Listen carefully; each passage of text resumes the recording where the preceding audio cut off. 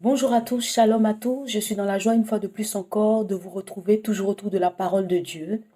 Nous allons aborder aujourd'hui un thème qui, je sais par la grâce de Dieu, va nous faire du bien, va nous toucher, va ajouter quelque chose encore à nos vies, à notre vie chrétienne. Mais avant de pouvoir rentrer dans ce thème-là, bien-aimés, nous allons écouter pendant quelques minutes un cantique qui va disposer nos cœurs à pouvoir partager ensemble ce passage.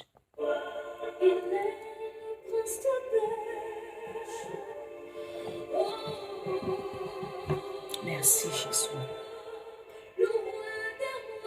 À toi la gloire, Seigneur. Béni soit ton Seigneur. Alléluia. Merci Jésus.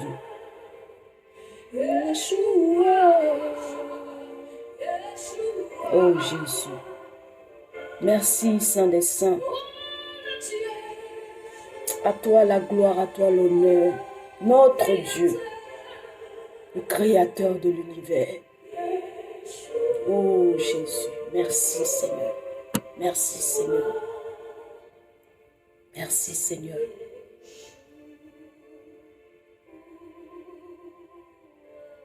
Merci Seigneur. Merci Seigneur. Alléluia.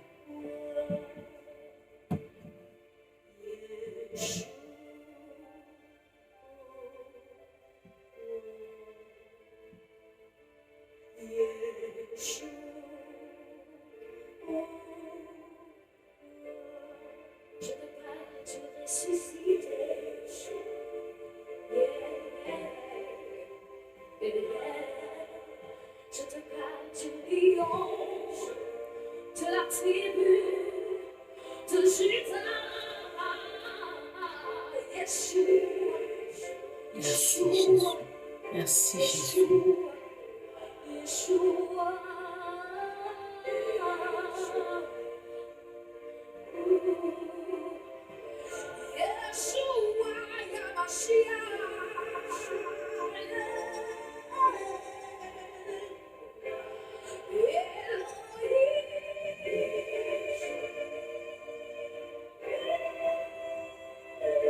Merci Seigneur Jésus.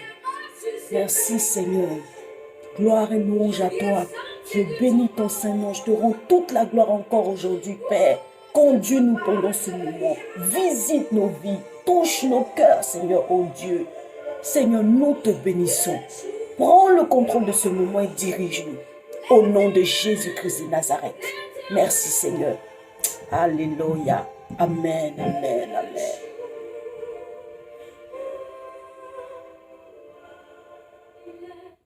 Alléluia, gloire et louange au Seigneur. Il est digne de gloire. Donc nous allons prendre ensemble notre passage. Nous sommes dans le livre de Juges chapitre 11. Je vais lire rapidement la parole du Seigneur et on va ensemble communiquer la pensée de Dieu. Pardon. Jephthé le Galadite était un vaillant héros. Il était fils d'une femme prostituée et c'est Galad qui avait engendré Jephthé. La femme de Galad lui enfanta des fils qui, devenus grands, chassèrent Jephthé et lui dirent: tu n'hériteras pas dans la maison de notre père, car tu es fils d'une autre femme. Et Jephthé s'enfuit loin de ses frères, et il habita dans le pays de Tob. Des gens de rien se rassemblaient auprès de Jephthé, et ils faisaient avec lui des excursions. Quelque temps après, les fils d'Ammon firent la guerre à Israël, et comme les fils d'Ammon faisaient la guerre à Israël, les anciens de Galad allèrent chercher Jephthé au pays de Tob. Ils dirent à Jephthé: viens, tu seras notre chef, et nous combattrons les fils d'Ammon. Jephthé répondit aux anciens de Galad: n'avez-vous pas eu de la haine pour moi et ne m'avez-vous pas chassé de la maison de mon père? Pourquoi venez-vous à moi maintenant que vous êtes dans la détresse? Les anciens de Galad dirent à Jephthé: nous revenons à toi maintenant afin que tu marches avec nous et que tu combattes les fils d'Ammon et que tu sois notre chef et celui de tous les habitants de Galad. Amen. Gloire au Seigneur. Donc, nous sommes dans le livre de Juges chapitre 11 comme nous venons de lire.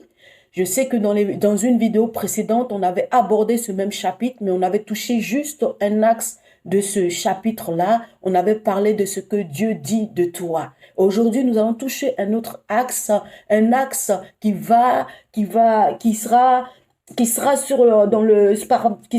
exceptionnellement dans le verset 3. Donc je vais relire ce verset, la Bible dit, « Tu n'hériteras pas dans la maison de notre père car tu es fils d'une autre femme. » Et Jephthé s'enfuit loin de ses frères et il habita dans le pays de Tob. Des gens de rien se rassemblaient autour de Jephthé et il faisait avec lui des excursions. Donc aujourd'hui, nous allons essentiellement parler du verset 3. Bien-aimés dans le Seigneur, nous connaissons l'histoire, j'en avais déjà parlé, mais je vais faire un bref résumé de cette histoire. Donc nous sommes en train de parler de Jephthé. Jephthé qui est un des fils de Galad, mais Galad n'a pas eu Jephthé avec son épouse légitime. Galad a eu Jephthé avec une autre femme. Donc ici, comme la Bible appelle une autre femme, une femme prostituée. Donc on voit, la Bible nous dit ici que, étant devenu grand, lorsque Galad est mort, la Bible déclare que les frères de Jephthé l'ont rejeté au moment du partage de l'héritage. Ils ont dit non, tu n'es pas notre frère, tu n'hériteras pas avec nous parce que tu es fils d'une autre femme,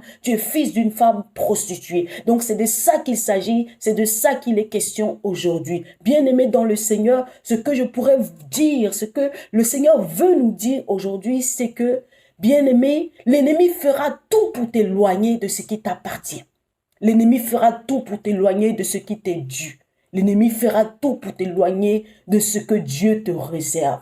Parce que, bien-aimé, chacun d'entre nous, nous avons une part avec le Seigneur. Nous avons une part d'héritage. La Bible dit, la preuve, la Bible déclare que lorsque le Seigneur Jésus devait terminer ses jours à la dernière Sainte Seine, la Bible déclare qu'il a commencé à laver les pieds de ses disciples. Et les disciples lui ont dit, mais Pierre lui a dit, mais pourquoi tu fais ça, Seigneur? Pourquoi tu le fais, Seigneur? Tu laves nos pieds. Et le Seigneur leur dit, si je ne lave pas vos pieds, vous n'aurez pas part. C'est-à-dire que la pensée de Dieu, c'est que chacun de nous, nous ayons une part dans son royaume. Que chacun de nous, nous ayons un héritage. Que chacun de nous, nous ayons quelque chose que Dieu nous réserve. C'est pourquoi la Bible déclare même que Christ est héritier et nous sommes co-héritiers avec lui. Donc il y a quelque chose que Dieu nous a réservé. Il y a quelque chose que Dieu a mis à part pour chacun d'entre nous. C'est pourquoi la parole de Dieu même déclare que lorsque Jacob avait mis ses enfants au monde, il avait distribué à chacun, il avait donné une part à chacun. Il n'y avait que Dinah qui n'avait pas la part. Dinah qui est l'image des nations qui n'avait pas la part en Israël. C'est pourquoi on nous appelle les interdits. Ceux qui n'avaient pas droit de citer en Israël, on n'avait pas part. Mais gloire soit rendue à Jésus-Christ parce que le Seigneur, en donnant sa vie à la croix du Golgotha, c'était pour pouvoir nous introduire, pour pouvoir nous donner une part dans l'héritage des saints. Bien-aimés. Et l'ennemi le sait, le diable connaît ces choses. C'est pourquoi le diable va toujours te persécuter pour que tu n'aies pas part à l'héritage des saints. Il fera tout pour te disqualifier. Il fera tout pour te repousser. Il fera tout pour t'éloigner. Comme nous le voyons ici dans le passage de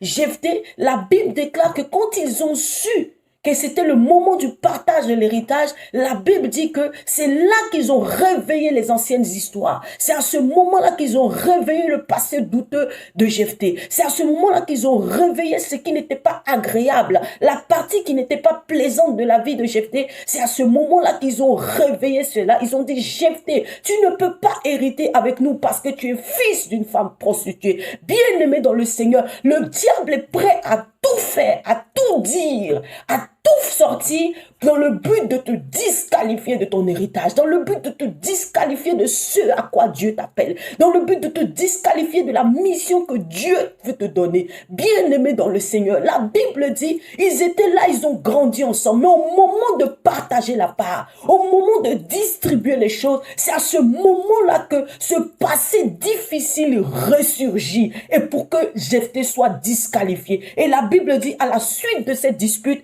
à la suite de cette discussion, la Bible dit, ils ont chassé Jephthé et Jephthé s'est enfui loin.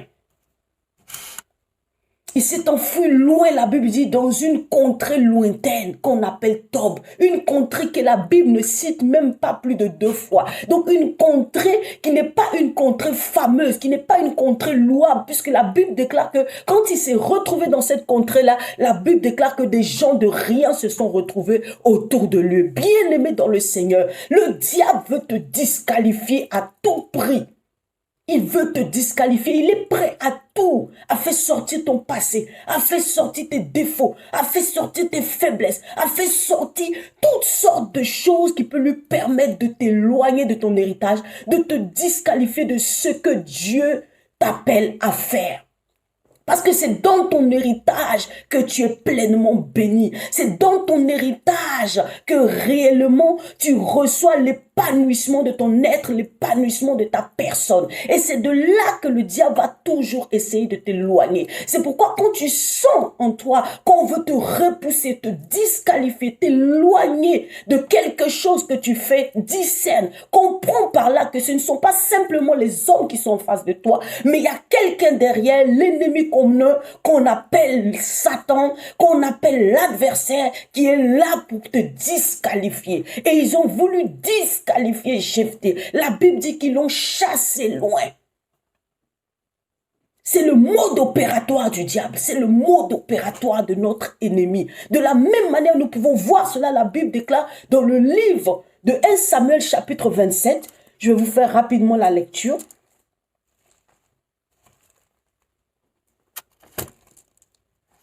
1 Samuel chapitre 27. Donc, normalement, c'est à partir du verset 1er. La Bible déclare, David dit en lui-même, je périrai un jour par la main de Saoul.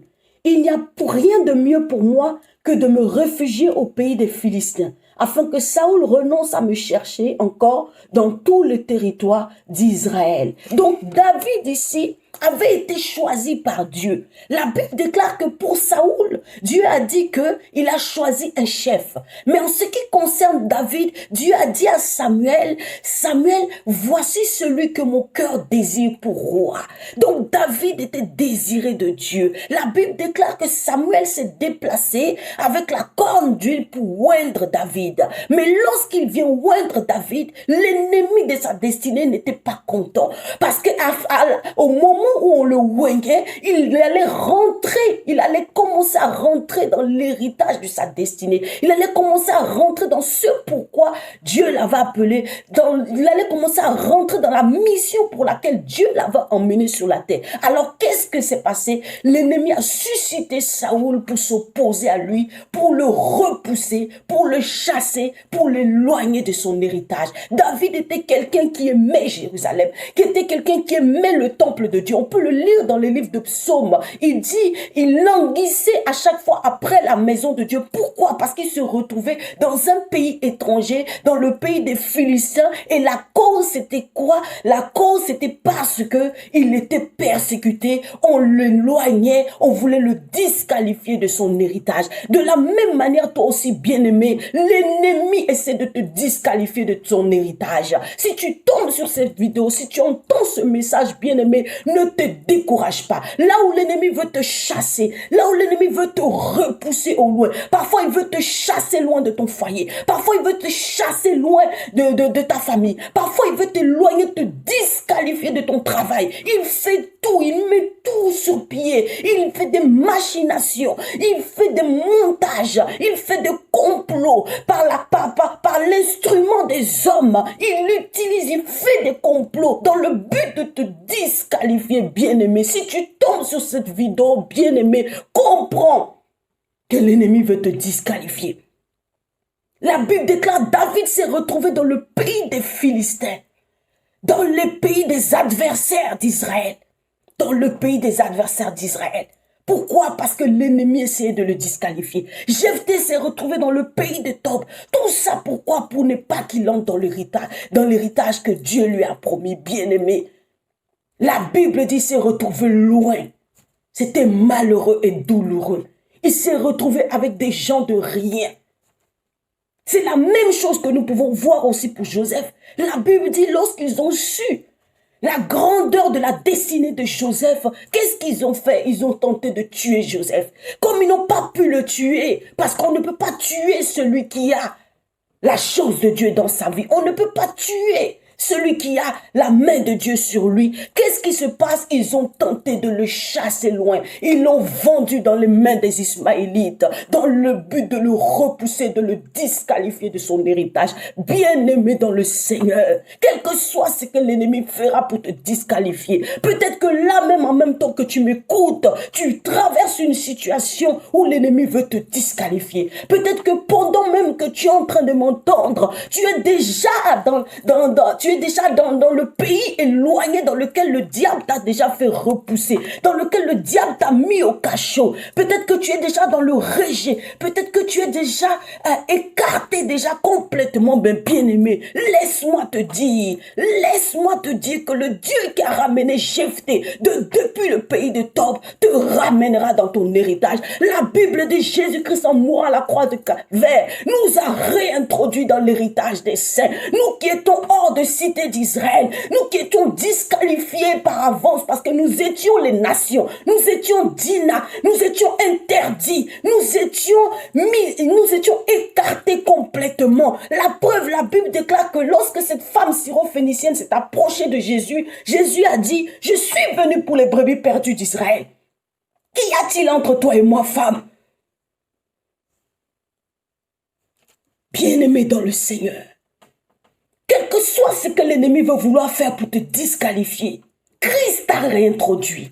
Il est mort à la croix du Calvaire pour te réintroduire, pour te donner une part, pour te donner réellement ta part à toi. Tu es co-héritier avec Christ. Quel que soit ce que l'ennemi fera, tiens-toi sur la parole de Dieu, bien-aimé. Tiens-toi sur la parole de Dieu pour que le Seigneur puisse te réintroduire dans ton héritage. Là où il t'avait chassé, là où il t'avait disqualifié. Ne passe pas ton temps à pleurer. Ne passe pas ton temps à pouvoir te lamenter. Ne pense pas que Dieu t'a abandonné. Ne pense pas que Dieu t'a rejeté, bien-aimé. Christ est venu pour te réintroduire. Christ est venu pour te réintroduire dans ton héritage. Parce que c'est ton héritage. La Bible dit qu'ils ont pris Joseph. Ils l'ont vendu dans les mains des Ismaélites. Mais à leur grande surprise, le Joseph qu'ils ont vendu s'est retrouvé à la tête devant eux. Bien-aimé dans le Seigneur, l'ennemi sera étonné de voir que, avec tout ce qu'il essaie de faire pour te disqualifier, te voilà à la place qu'il n'imaginait pas. Te voilà à la place qu'il n'imaginait pas. C'est ce qui s'est passé pour Mardoché. La Bible dit Aman le haïssait. Aman le détestait. Pourquoi? Il le détestait, il le haïssait. Il voulait tout faire pour le tuer, pour le réduire, lui et son peuple, à néant.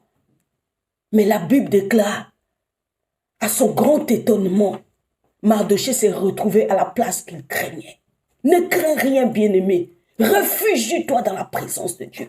Ne crains rien, tiens Jésus par la main. Ne crains rien, attache-toi à la présence de Dieu.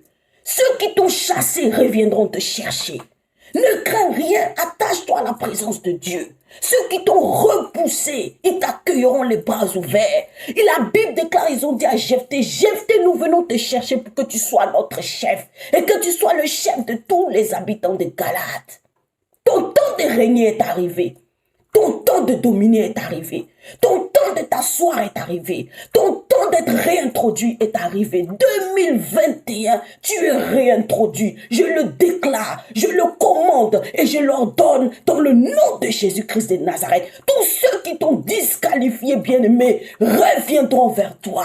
Tous ceux qui t'ont écarté seront surpris de te voir à la tête, seront surpris de te voir à la place même là où ils t'ont chassé. Ceux qui t'ont haï, qui t'ont méprisé, seront dans l'étonnement de te voir là où ils redoutaient te voir, bien-aimé. La Bible dit, Aman regardait Mardoché. Il était sur le cheval. Tu seras honoré. Ce que l'ennemi redoute, c'est ce qui arrivera. Bien-aimé, cette parole, je ne vais pas aller plus loin que ça, mais c'est pour t'encourager. Sois encouragé, sois encouragé. Si en ce moment même tu te sens disqualifié, tu te sens écarté, tu te sens repoussé, sache une chose, bien-aimé, tu as un héritage. Il y a quelqu'un qui a payé le prix pour que tu aies part. Alors personne ne peut te disqualifier. Personne ne peut t'empêcher d'hériter là où tu dois hériter. Et le Seigneur fera tout pour te ramener dans ta gloire.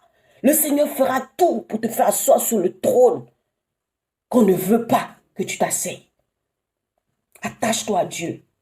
Crois en Dieu. Fais confiance au Seigneur en cette année 2021. Et je t'assure que tu verras la gloire de Dieu. Ton retour sera fracassant et glorieux.